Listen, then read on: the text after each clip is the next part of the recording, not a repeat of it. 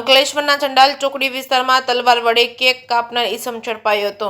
અંકલેશ્વરમાં રીલ બનાવી જાહેરમાં તલવાર વડે કેક કાપનાર ઈસમને બી ડિવિઝન પોલીસે બર્થડે ગિફ્ટ આપી હતી। સોશિયલ મીડિયા પર વિડીયો વાયરલ થયા બાદ અંકલેશ્વરના ચંડાલ ચોકડી વિસ્તારમાં તલવાર વડે કેક કાપનાર ઈસમને પોલીસે ઝડપી લીધો હતો। જન્મદિવસની ઉજવણી જાહેર માર્ગ પર અને બાઇક પર કેક મૂકી તલવારથી કાપી હતી।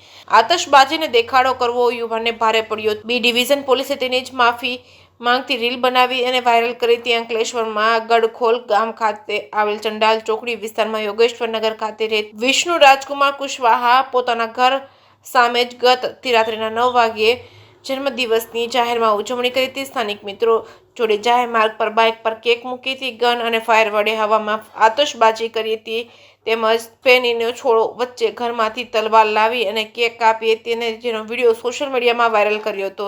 જે વિડીયો વાયરલ સામે આવતા જ અંકલેશ્વર બી ડિવિઝન પોલીસ હરકતમાં આવી હતી અને વાયરલ વિડીયો જે સોશિયલ નેટવર્ક સાઇટ ઉપરથી અપલોડ કર્યો હતો તે સાઇટ પર સરનામું શોધી કેક કાપનાર ઈસમને ઝડપી પાડ્યો હતો।